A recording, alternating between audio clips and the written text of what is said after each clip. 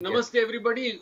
Those of you who have been practicing, I would request you all to give me your feedback because we are anyway waiting here till about for another 2-3 minutes when people are joining. So it would be nice if you all gave me a feedback because I do have some feedback from one gentleman. I think it's a male because I'm not sure. So. But then I would like to hear from you all as to whether you have been practicing and what your feedback is. So can somebody start by giving me a feedback on how they have been practicing and what kind of feedback they have?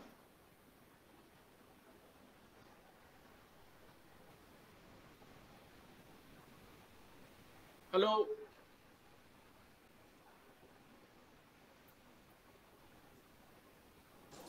Hello. Namaste. Please tell me, what is your feedback? Sir, I was the one who wrote to you about, not understanding how can we segregate separate parts of the brain and relax them.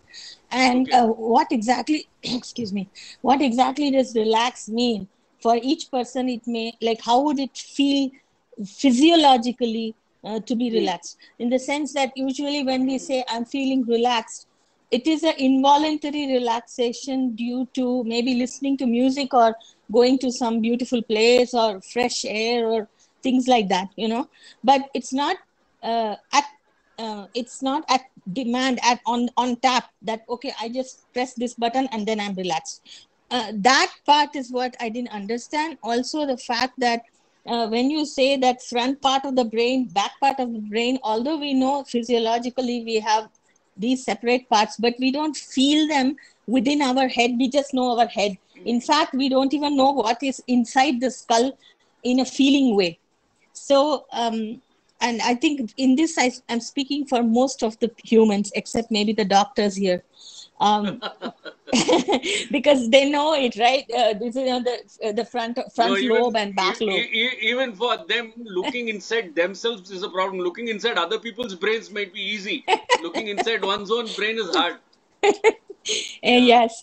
So for that is one thing, and the other problem that may be personal to me and not to others, maybe, is that in majority of the meditation classes and yoga classes, I've seen one thing, that there is a lot of guided imagery kind of a process going on. Okay. And with this guided imagery exactly is where I have a problem.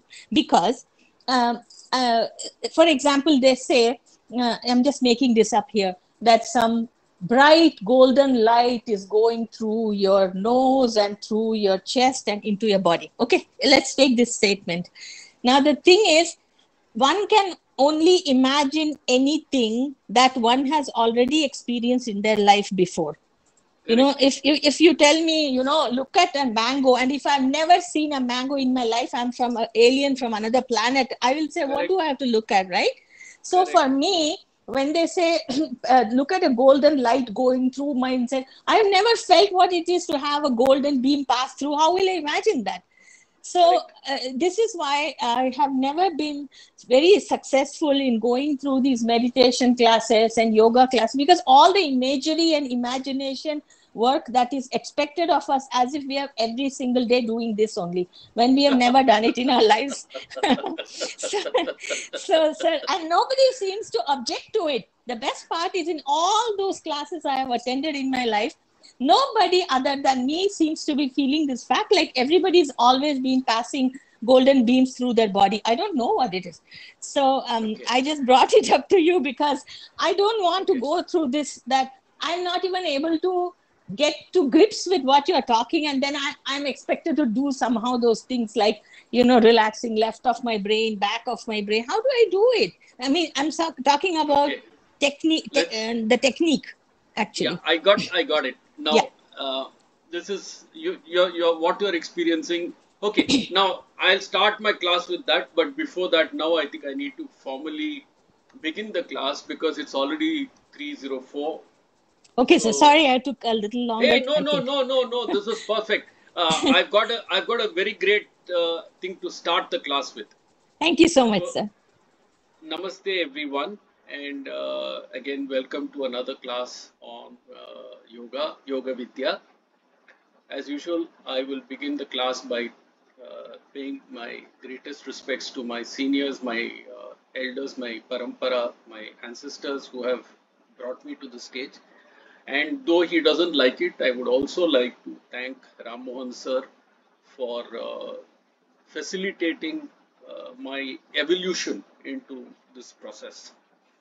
Um, I'm going to start the class by a very, in fact, before Meenu madam spoke about her problems, Ram Mohan sir more or less said the same thing, that there is a gap between what I'm saying and how people are able to experience it.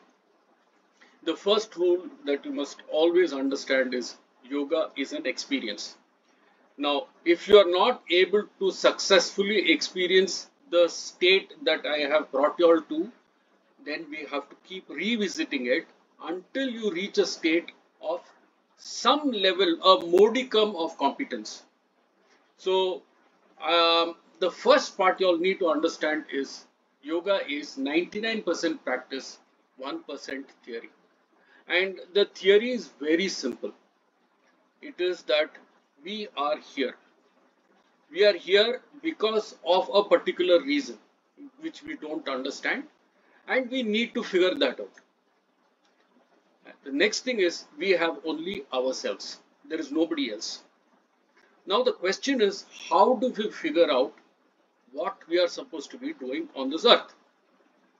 Now for this, our existence is driven by whatever we have around us. That which is closest to us becomes our primary line of security. The one that goes beyond that becomes a secondary line, like friends and extended family members and things like that. And then you have your tertiary lines, like your office and even your car, your relationship with your car, your relationship with your favorite mug. These are all relationships which you build, and these define to you what you are. Now, the way there are two parts in which you define yourself with an external item. The first is the mechanical part. You look at something, or that you hear something, you smell something, you touch something. All of this begins to give you stimulus, which you then decode into cognizable objects. That comes through experience. That is why we say that the pramanas are so important. Pratyaksha, Anumana, Upamana, Arthapatti, and things like that. Now, how does this whole mechanism work? The core of everything is us. We, I, me, myself. Who am I? That is the core. The second thing that happens is that from the core, we send out signals, physical signals, which then go and identify themselves with whatever is there. This is a mobile phone and things like that. Which reminds me, please put your phones on silent. Now, when you see, how does what is that signal that goes, and what is the signal that comes from the mobile phone to me? The phone itself has an identity. It is an identity. It is called a mobile phone. The phone then relates to me. The phone has a rupa, a form, and it is able to convey a particular meaning to me, and that means I have a consciousness which goes to it, and it has a consciousness which reverts to me. This is called chitta, or consciousness. Now the thing is that the consciousness does not move by itself. Something has to make it move. What is it that makes it move? My sense of identity. Who am I? That sense of identity allows it to move. Now, that awareness that I'm inculcating or trying to inculcate in you is that awareness that I am this. And that one that I was accepting as a reflex action, that this is a mobile phone, I am now trying to make it a conscious effort. That is, when that action is actually happening, you are actually aware, you are actually in control of that movement of consciousness to an external object or to an internal object. That is the business of yoga. That is, you become aware of your existence. Now, okay, let me stop here. Now, those of you who have been asking questions, can you all please tell me if you have understood up to this point? Meenu madam? Yes, sir. Yes, sir. I have understood, but still, I think I need to experience it in order to fully understand this going and coming of consciousness, which I have not got, like which I cannot separate and say, yeah, this at this point I experienced this.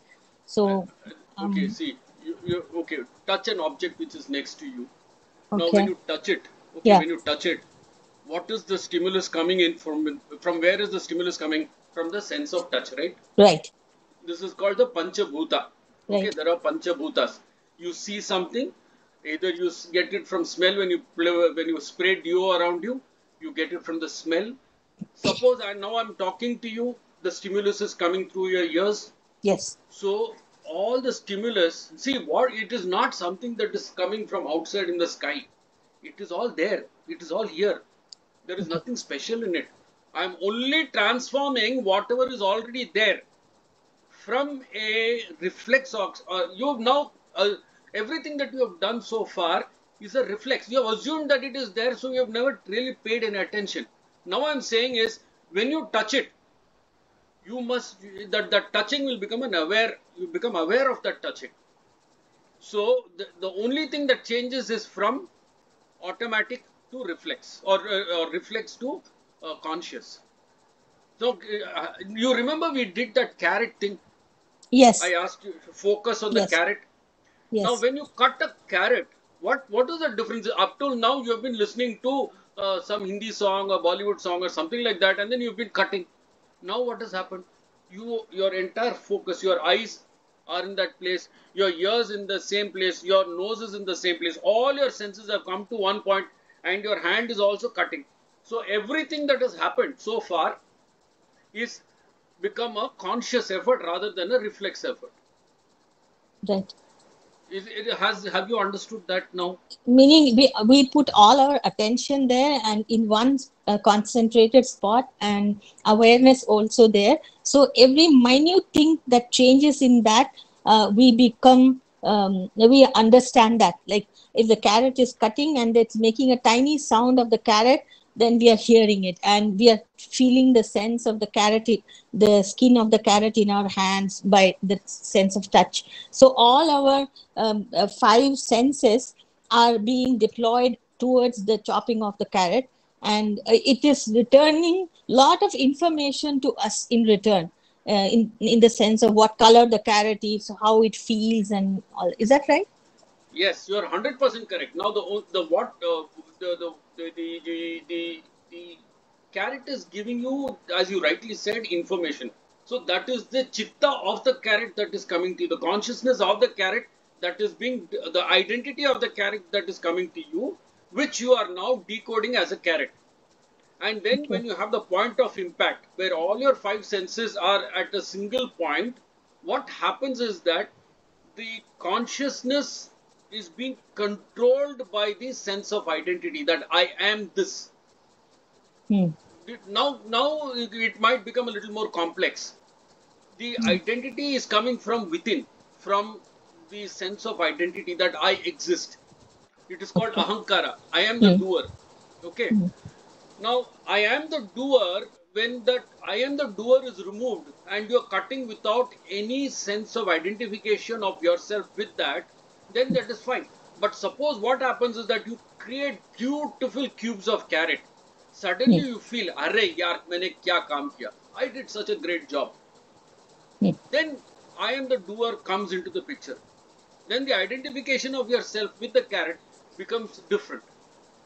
Have you understood that? Sir, one small thing only I have to ask. So far, in all our Hindu philosophy and everything, the Yes, emphasis has always been on removing that aham rather than emphasizing it and enforcing it and bringing it to the fore.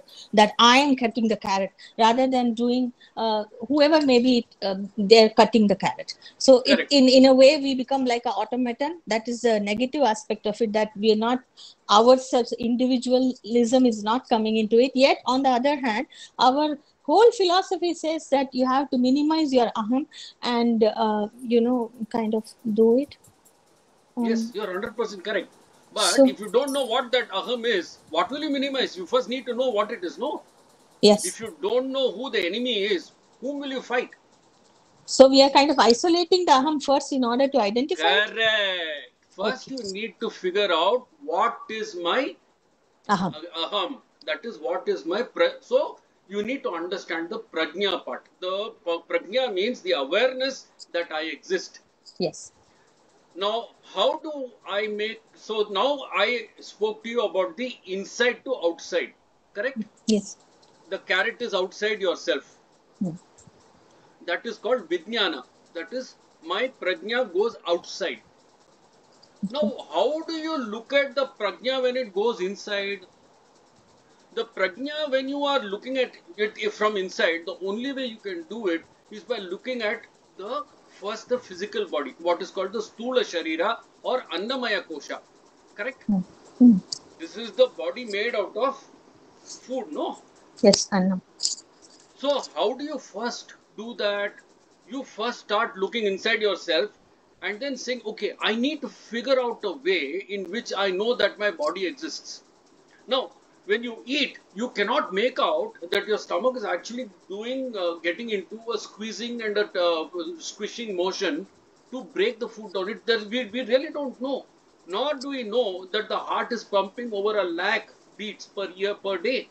And even when you're sleeping, it is beating. It's a reflex action and you don't even know, and you're breathing. All of this happens as reflex.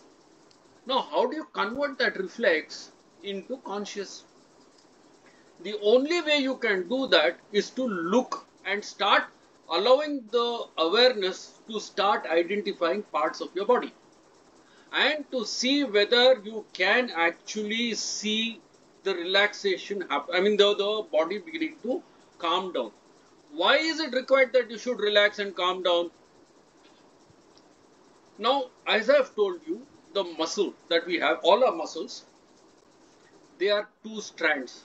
Okay. Now, in engineering, it is called bimetal. That means one metal will expand in a different way, the other metal will expand in a different way. Now, similarly, we have two strands of muscle. When you when you when you bend one muscle, the other muscle gets into tension, the lower muscle gets into compression.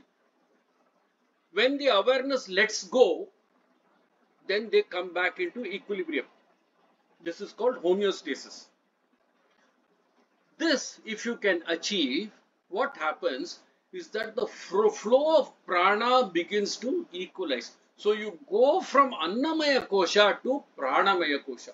So the Stula Sharira, that is the Sharira which is made out of body, the bones and blood, slowly you go into the subtler element of the body.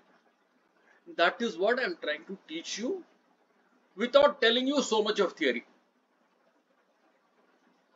It Have you said understood? theory has actually helped because it gives us a bigger picture as to why you are telling what you're telling and why we have to strive to do that 100%, because we know now that the bigger picture is there and which is where you're leading us to, somewhat. Huh. So now what we are going to, what again I'm going to ask you all to do is to sit into your, now it's already, okay, 3:19.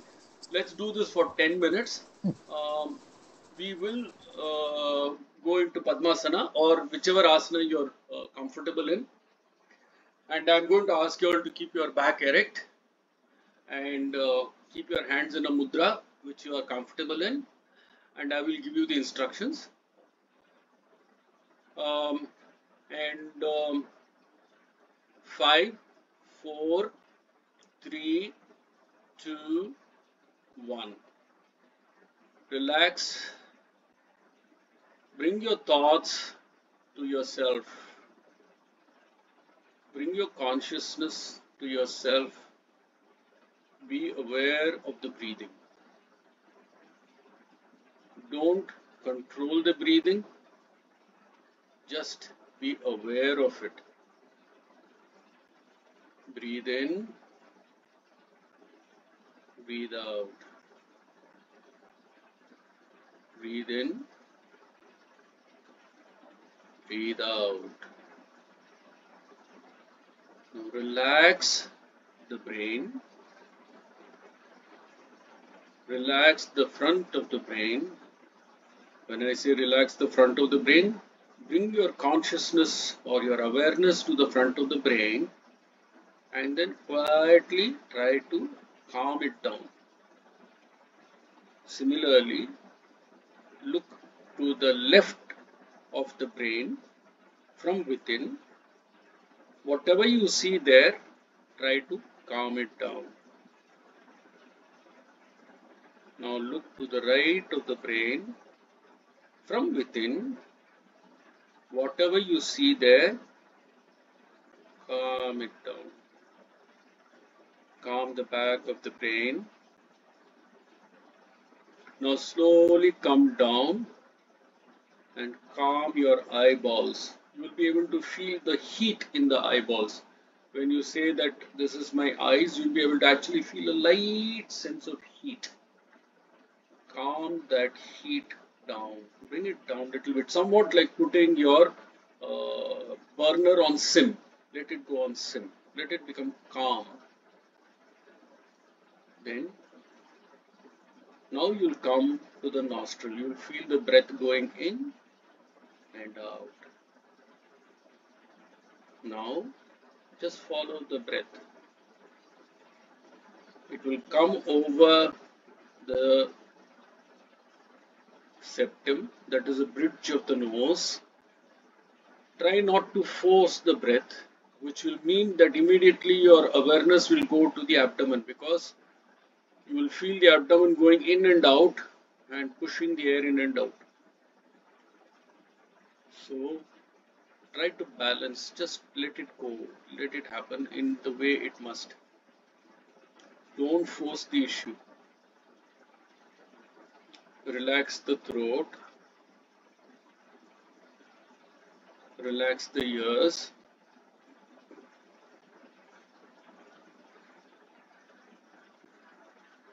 relax the chest,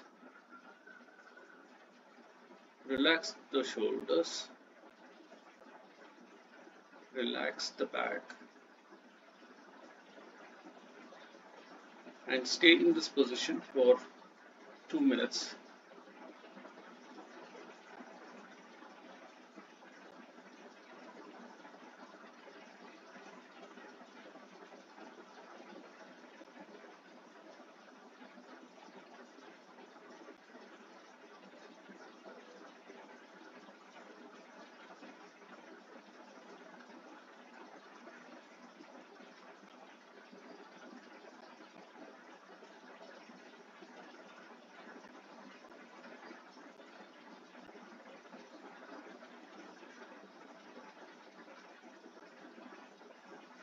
Five, 4, 3, 2, 1.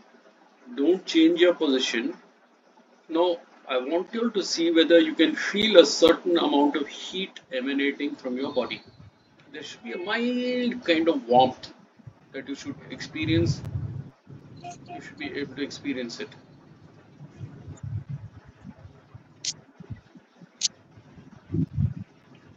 Now, I'm going to ask you to bring breathing under control.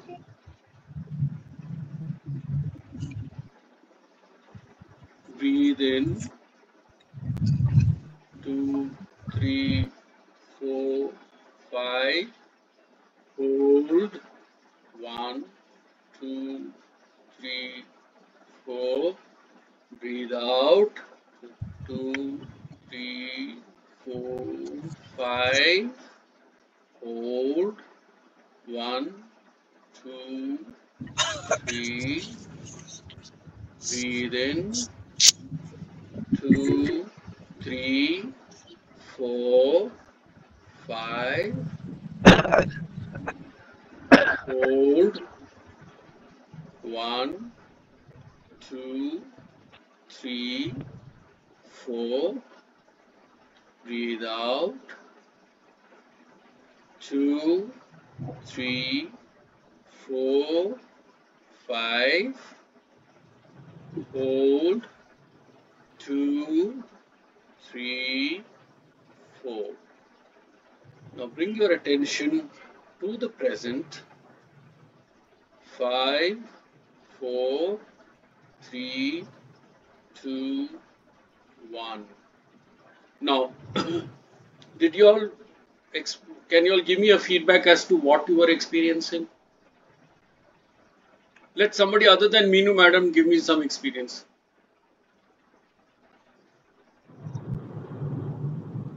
Sindhu madam, what is your view? What did you experience?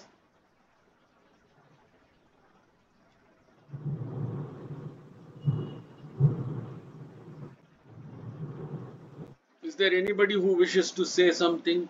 Yeah. Yes, please tell me what is your experience? Like calming down. Like I feel better. I mean, it was a more calm down experience. So you were able to experience the calming of each muscle of your body? Not all muscles of the body, but I felt lighter. Excellent. So the thing is that, I mean, it is a practice. You have to practice over and over again, and then you will be able to improve your relaxation part. Thank you, sir. The second question I have is, okay, Meenakshi madam, can you please, do you have something to say? Yes, I have something to say. I just wanted to tell you that, like, when you started the exercise, and I did practice for this entire week. However, just wanted to keep you informed that you have this multiple thoughts coming in and going out, and Yes. and you know what? To tell you the truth, 2 days I tried to stop the thoughts, like push it out forcibly and things like that. At that point in time, I realized that I was stressed. I mean, I trying to understand. push out. I wanted to push it out and say, "Well, what the hell? Why am I not able to concentrate?" But then I decided that I would not force my thoughts out or in. I'll just come, let it pass as it is, and not pay much attention to it. And it kept coming. I mean, it kept. There are a lot of things that people have, and like it keeps coming in your head. And I mean, the next 2 days when I started, thinking that let me not concentrate on my thoughts slowly. I mean, I could feel a little bit of relaxation. I wouldn't say that I was completely relaxed, because I do realize that over a period of time, then is when you're going to experience the total relaxation that you're talking about. I don't know whether I've done the thing right or wrong. Okay. Can I answer the question? Yeah. Okay. Can I ask a personal question? Do you have children? I just have a son. Okay. Now tell me one thing. Boys are very difficult to bring up. So suppose he is doing some masti, and you want to get his attention back. There are 2-3 ways of doing it. First, you can catch hold of him and say, "No, you're not going to do this." Absolutely. In which he's going to end up either he will stop doing what he's doing, or he'll start crying. Correct. The second thing is, you can show him something else and distract him. Yeah. That's the second way of doing it. In which case you will have middling success. The third thing is, you can allow him to play a little bit, and then you can bring him back. If you remember, our grandmothers, whenever they took us in their arms to go and feed us, they would say, "Hey, see, look at a crow," and then they'll put something in the mouth. Correct. Do you remember? Yes. Now the thing is that we are like that only. Okay. When you are sitting like that, your mind is a monkey. It is going to go all over, because if you don't go, if the brain does not reach out to objects around it, there is no confirmation of existence. The reason this is happening is that the brain or the sense of self is very insecure. It is very fragile.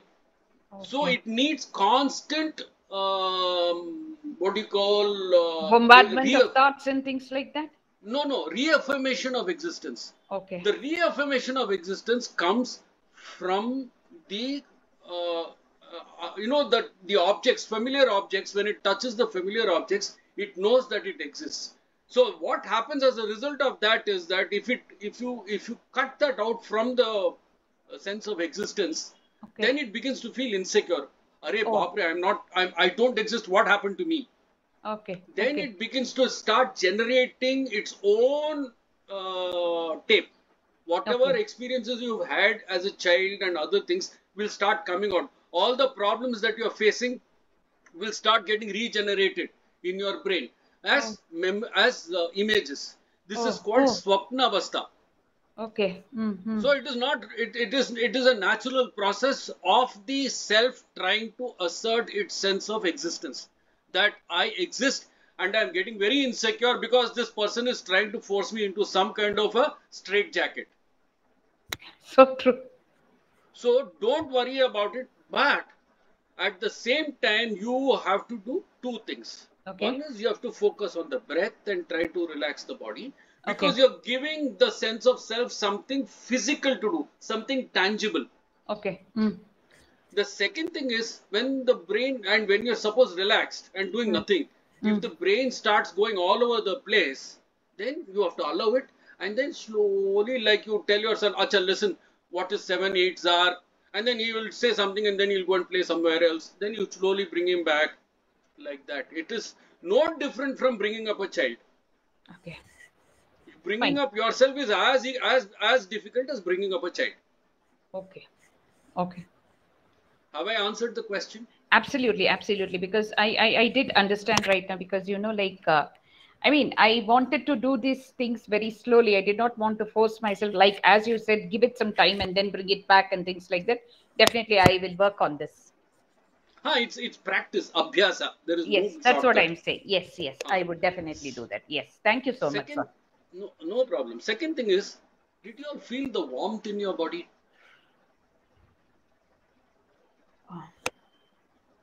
I mean, even now I feel the warmth in my body. It's called Vaishvanara Agni. There is an Agni within us. It's called Vaishvanara Agni. The digestive fires are called Jatar Agni. The Vaishvanara Agni is the Vyana Vayu. So did anybody experience that?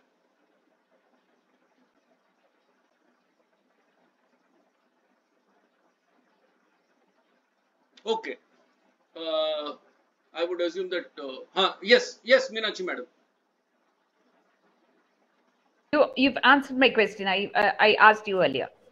Oh, okay. Let me delete that then. Okay. Now we will, so I'm assuming that most people don't have doubts. Okay. One thing that I wanted to tell you, that many people do have a problem with the brain, is because brain is fundamentally fat. Now, there's a difference between fat and muscle. In fat, awareness of the entire awareness comes in the form of consciousness, whereas the fat will not transmit prana as easily. So that is why you have more difficulty in figuring out that your brain has, what do you call, your brain has, which part of your brain is relaxing and things like that, because relaxing fat is by nature difficult. That is why it is called charbi or alsi. That is, fat is the center of laziness, because it is by nature intransigent, and it is very solid, just like a ball of butter. So your brain having difficulty in relaxing it is normal. Please don't be worried about it. Now we will now do Nadi Shuddhi. Nadi Shuddhi will do for 10 minutes, and then I would like you all to give me feedback on Nadi Shuddhi. So as you know, we are already in the position. Keep your one hand in the left hand in a comfortable way. Then keep your right hand like this. and place your thumb over one nostril and the ring finger over the other, and then I will count again, and you all can either look at me. I will try to give the correct instructions, but I don't know if I will be successful, but I will try my best. So I'm assuming that you're all ready. 5, 4, 3, 2, 1. Breathe in from the left. 2, 3, 4, 5. Hold both nostrils. 2, 3, 4. Breathe out from the right nostril. 2, 3, 4, 5. Hold. 2, 3, 4. Breathe in from the right nostril. 3, 4, 5. Hold both nostrils. 2, 3, 4. Breathe out from the left nostril. 2, 3, 4, 5. Hold both nostrils. 3, 4. Breathe in from the left nostril. 2, 3, 4, 5. Hold both nostrils. 2, 3, 4. Breathe out through the right nostril. 2, 3, 4, 5. Hold both nostrils. 3, 4. Breathe in from the right nostril. 2, 3, 4, 5. Hold both nostrils. 2, 3, 4. Breathe out to the left nostril. 2, 3, 4, 5. Hold both nostrils. 1, 2, 3, 4. Please do the cycle twice more yourselves without any instructions from me.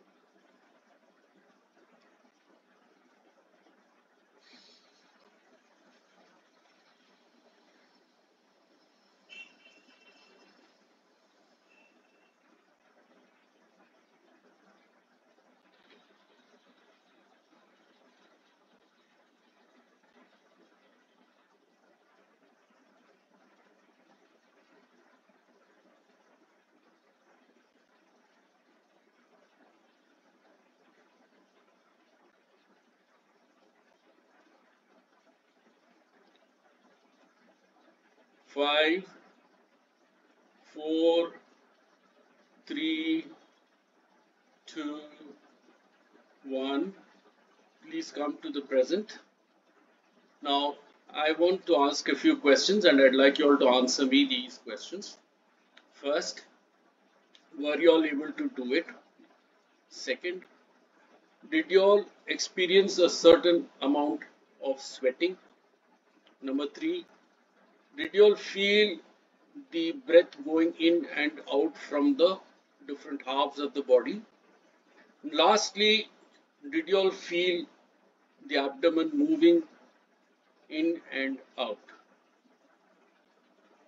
Anybody can start. Those that have answered before, please somebody else also participate. It will be nice if everybody participates because then it's more fun.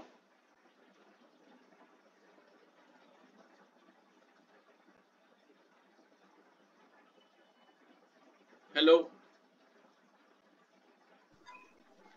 Okay, anybody? Yes. Sudha here. Yes. Almost yes to all your questions. I was not conscious of my stomach, so I did not think about it. I assume it has gone in and out. I was not looking out for that. But otherwise, definitely the clearing of the, I sort of feel light on both sides of my body once this is done. So Okay. I think I'm doing it right. My question is slightly different. When you breathe out, were you able to feel the breath coming out from this side? When you breathe out from the right nostril, were you able to feel the breath going out from here? That is what I meant to ask. Okay. From the left side. Yeah. Okay. Keep again. watch on it. See, the thing is that now what is happening is that your awareness is going all over the place, and I'm asking you all to do different things. So some of it you are not used to these things. So what will happen automatically is that the reason I'm asking you these questions is because I want you to ultimately begin to get aware of the functioning of the body, of how the prana moves within your body. And that can happen when the abdomen moves out and in. What happens is that the abdomen begins to is as I told you, this is the abdominal cavity, this is the thoracic cavity, and the diaphragm is the one that is moving up and down. When your abdomen moves in and out, it means that your diaphragm is moving without any restriction, and that means your volumetric efficiency of the lung improves, and that is one of the results of the feeling of lightness. Because the oxygen supply to the brain increases, it begins to lighten, you begin to get a little light-headed because the oxygen content in the brain has increased. Now, similarly, if you are, what I'm asking is, the reason I'm trying to do this again and again is bringing the awareness back into the functioning of the prana, the pranic system. Because from the Annamaya Kosha, you have to go to the Pranamaya Kosha. The Pranamaya Kosha means that your awareness levels have to increase about what is happening inside yourself. Only then can you sever the attachments you have to the external objects. So the thing is that if you have to become like a lotus in water, you have to first, you need to make the vessel capable of taking that pressure. That is, to consider this to be a vessel. If this vessel has to become capable of holding the identity without getting impacted by stimulus, the vessel has to first become clean, no? So, in order to clean the vessel, you're using prana. The pranayama practice is essentially one aspect of cleaning the internal self. So, anybody else has feedback? Sir, I just wanted to tell you that you inhale through your left, you hold, that was not a problem. Exhale and then holding on to my breath was a little bit, a wee bit difficult. Okay. Before you inhale again through the right, to hold on to my breath was a little difficult. So is that okay? See, if you cannot hold it for 4 counts, hold it for 3 counts. Okay, so you don't have a hard and fast rule as to how long, I mean, how much your capacity is, you can. Is that right? Each of us is built differently. Yeah, that is what, correct. So you don't have hard and fast rules. No, there is no one shoe fits all, no? Okay. I will never be able to wear your shoes, right? Absolutely. So the thing is that you have to do what is comfortable to you. Okay.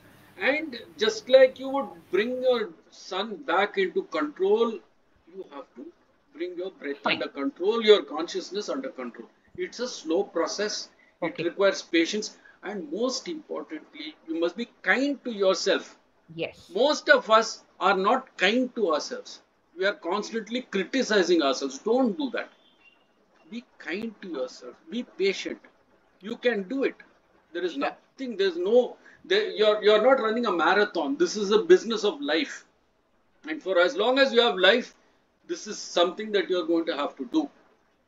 Yes. So you may as well do it as a natural process. Sure.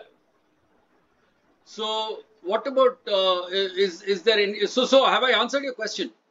Yes, yes, you have answered my question. Thank you so much, sir. No problem. Ellen, madam. Ellen, madam. Sir, yes, sir. Can you hear me? Yes. Hello. Can you hear me, Yes, sir? madam. Yeah. Yes, I can. So, sir, I followed your instructions, and I've been able to feel the flow of breath in and out through the respective nostril, whichever is open. So all that was fine. But my only question is, you had suggested that we do it for 10 minutes. What happens is after about 5-6 minutes, I start feeling a pain in my elbow because, the right hand is kind of suspended in the air. So a lot of consciousness goes towards that pain actually. So is that okay? That's my question.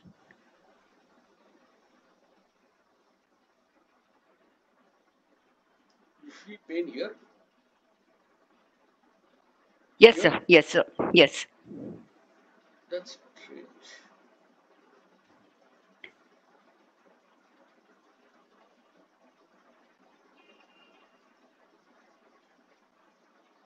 Um, are you fit, if I may ask you the question? Yes, sir. I'm completely fit.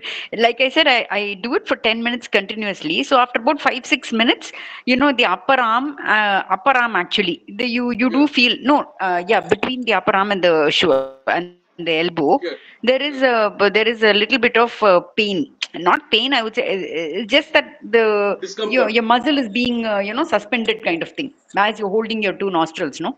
Uh, so I just wanted to know, is that normal? Or maybe it will go away after a period of time. Uh, Now, okay, I have a second question. Pardon me for asking in an open forum. Do you do any exercises? Sir, I do a 1 hour walk, but only it's after the this pranayama session. It's not before that. Do you do the housework? Do you do any heavy work? No, I don't. Okay, so maybe what I'll do is after I was going to start Yama Niyama today. Maybe what I can do is I can start with some exercises. Would you all be all right with that instead of Yama and Niyama? Uh, Sir, I'm okay with it. Okay, so let me start because I think there is some element of physical fitness that is required to be taught. And I'm going to start with very basic stuff because I don't know what age group and physical fitness everybody is in. So, since we are going to start doing this, I'm only going to take from up to here, and it's going to be very simple exercises. I'm not going to teach you anything that is complex. Okay, so I'm going to get off and I'm going to stand in front of you. Um, Now, I want you all to basically just pay attention to what I'm doing because I'm going to simply and systematically take you from top up to here. Now, the first thing is that uh, we will start, I will start with unlimbering the shoulders. The reason I do this is because when you unlimber the shoulders, your movement of the chest becomes easier. You can do it with me, or better still, what I'll do is I'll start from the eyes, okay? Because then you will get a systematic method of uh, reducing the making each part of your body functional. So start by rolling the eyes clockwise. You can do it 2 or 3 times. Okay. So roll the eyes clockwise, then roll the eyes anti-clockwise. Make sure that you're reaching the corner. You can, as far as possible, you're going to ask the corners of your vision. So this is important. The reason I'm doing this is because when you roll the eyes, you are moving the eyeballs and the eyeballs, in fact, some of you will start getting lightheaded. There'll be some amount of dizziness that you will get. So be careful. So if you begin to feel dizzy, stop and don't push your eyes to your vision to such corners. Just roll it so that the eyeballs begin to get unlimbered. The second thing is rotate the head clockwise and anti-clockwise. Full, as much as you can. Now when you do this, what happens is that the neck muscles, you must remember the maximum complexity of muscle construction is in the head, is the neck here. Because this neck is so small and it has to hold such a big head. So it also has to travel in all kinds of directions. Because of that, and it is held by the backbone. Because of that, and because it has the food pipe and the trachea and the thyroids, it is a very complex structure. So when you move your neck this way clockwise and anti-clockwise, what happens is that you begin to slowly flow the prana through, and this is where the Vishuddhi chakra is. This is very important. Then roll your chest, your shoulders back and forth. Okay. Then I don't know. Oh, I can do this. Just stretch back as much as you can. Just stretch back as much as you can. And then holding both hands, spread your legs a little bit and then go back as much as you can, both sides. Now when you do this, two things happen. One is the lower back gets moved, and second thing is because of the moving of the torso, any gas that is there will get expelled. It will also increase the functioning of your organs better. So when you do pranayama, your abdominal movement will slowly begin to get better. So that is the first part. The second part is to increase the strength of the neck and the head. Hold your chin and then do resistance exercise. That is, when you take your head up, resist with the head, push your head down and allow the hands to move up and down. So push your head up against the resistance of the neck. So the neck is resisting the movement of the head up and down, and the hand is being used to push the head up and down.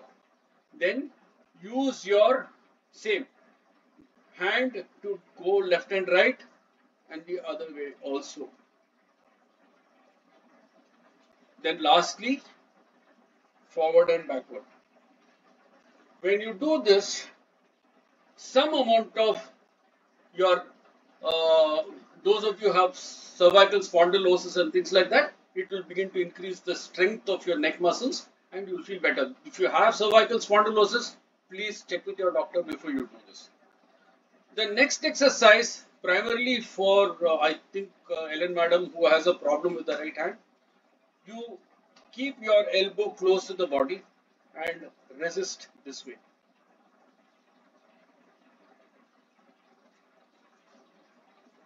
If you resist this way, what happens is that you're building strength to the elbows, forearms and other arms. So this is a simple thing. You can do this even without doing pranayama. You can do this without anything else. As soon as you get up in the morning, if you're standing in the kitchen, we're watching the milk boil, you can do this. It's not a big deal. You can do it without any dietary restrictions, nothing. So try this for a week, and Ellen Madam, you can probably tell me after trying it out whether it helps you in your pranayama practice. Is there any feedback? Is there any questions that you have on this particular thing? Anybody can ask. Yes, Meenu Madam, please. Excuse me. Sir, sorry. Sir, what happens is when we breathe out for a count of 5 and then we have to hold our breath, right? In that time, when we have let out our breath, that empty place, there is no air. So we are Correct. kind of deprived of oxygen for that nanosecond. So what happens is the reflex is to kind of take huge gulps of oxygen. Yes. Like you just want to do that. So that 5 seconds that you have to do that kumbhaka, is that what called kumbhaka? When you have to just not breathe? Yes, kumbhaka, the empty pot. Yeah. So that time when we are doing that feels very like very pressurized. There's a pressure to breathe in, and so immediately when you say, okay, now you breathe, then we cannot resist. We cannot breathe Suction. in a Deep very suction. no with a very regular way. It is like just get a gulp of air, Yes. because you've been deprived of oxygen for that little time. So I think this has to be fine-tuned, like our body has to get accustomed to it being a few seconds without oxygen. Okay, there are a couple of things that I'd like to. You're perfectly all right. I too have experienced this. There's no what you are experiencing is not out of the ordinary. The first part is this. The second is you're only expelling 500 ml of air. Your lung capacity is 3.5 liters of air. So you've expelled only 1/7 of your lung capacity in recaka or exhalation. But because you're consciously thinking that there is no air in my body, there is an anxiety of asphyxiation, that I'm deprived of oxygen and I am going to die. So what happens is that the natural reflex when you begin inhalation is to take as much air as you can to compensate for the loss of air that you did not have when you were in kumbhaka. Yes, it's psychology. Yes, there is a certain psychology also in this. So what you need to do, that is why the relaxation becomes important. Because when you are relaxed, then you are not afraid of the kumbhaka. That is a very important part. The relaxation makes you calm and it does not give you the anxiety of asphyxiation in kumbhaka. So I think a lot of practice once again, right? Practice is what will It's help. 99% practice. There is no shortcut in this business of yoga. Actually, I'm telling you, no, if you practice what I have told you so far, you don't need more classes. Just if you practice this and become perfect in this, automatically you will get samadhi. It is about practice. The theory is very simple. Where do you think I learned all this? I didn't learn everything. I mean, I didn't get everything from the heavens. No, I just sat and did it and it came. That's all.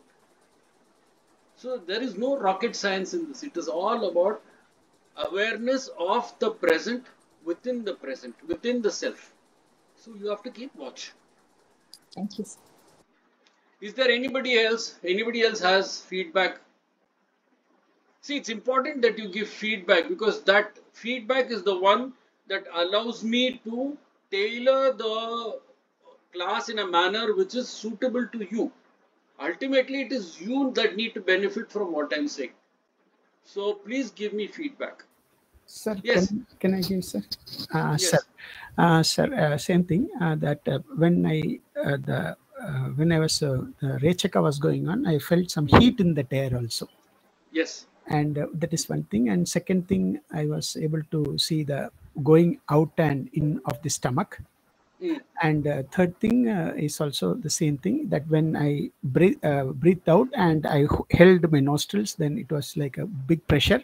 So suddenly when I opened it, it was like a gulp of air going on. Correct. So you are actually saying that, all that is a fair amount of it is, as I said, as Ellen Madam said, it's psychological. You are afraid at one point that there is no air. Like for instance, suppose you were to jump into a swimming pool. Why is it that many people are afraid of lifts? Why is it that people are afraid of jumping into the water, into a swimming pool? When you go into a Tirtha Kshetra and then you dip inside the pond, how many times do you all get scared? Why? Because it's the fear of asphyxiation. And there, because you have not regulated your body to understand that this is a temporary thing, you will always want somebody to hold your hand. Why? Because you think that if something happens, that person will pull you out. No, it is a very natural thing. So don't be afraid. It is a very natural thing, and it will take a little time. We will do this every week. I will not let go until you all are confident that things are normal. Have I answered your question, Pramod sir? Yes, yes, sir. Thank you very much, sir. Thank you. No problem. Meenakshi madam, you had a question. No, I did not have an answer because all the questions that I had is what everybody else asked. So everything is, I mean, I have got all my answers by the others asking what I wanted to ask. Excellent. So Ramon sir. Of the 4 things that you said you have looked for, 3 are okay. The one that Vaishwana Agni, that heat part, I am not getting. I'm not feeling that. No, that's not. Okay, now I'm going to do a very small exercise, and I'm going to ask you all to follow a small breathing routine. And after that, at the end of that breathing routine, I'm going to ask you all to be silent and observe the body and see whether you can feel a little heat coming out of the body. Okay. Now, this is a very simple business of breathing in and breathing out rapidly for about 5 counts. Okay. Like.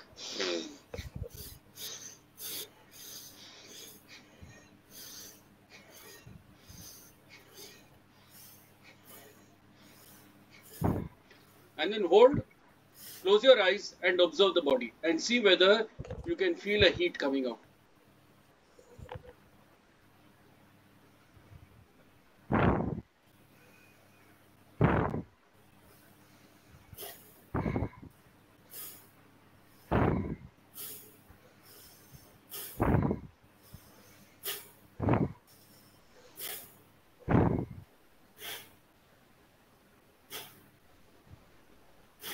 Now close, now stop, now wait, now watch the body. Can you all feel a warmth coming out of the body? An emanation of heat. It won't be very hot. It's not like you're going to be on fire. It's just a warmth. Sir? Yes. I felt a little lightheaded because of trying to breathe so hard, and it made my head kind of feel so funny and dizzy sort of in the head. That's because the increased oxygen in the head. And I'm thinking that because oxygen is like a fuel for anything, to heat, combustion, and all that. Yes. So probably that we are taking so much of oxygen that creates a heat in the body. Yes. It is also a heat in the body. Also, your entire system is beginning to have more oxygen. When there is more oxygen, automatically, as you rightly said, the combustion process within the body. That's why it's called Vaishwanara Agni, no? Yes. The Agni begins to emanate out. Did you feel it? But then the point is, did you feel it? That's not the question. The theory is okay, but did you feel it? The experience is important. So the lightheadedness is okay? Yes, that's perfectly all right. Okay. Meenakshi madam, did you feel anything? I for a few seconds I could feel that yes, the heat was there in my body. The warmth was there? Yes, yes, yes. Perfect. Ramon sir? Slightly, yes, yes. Yes. So now you are for the first time, practice. Yes. Now to only practice.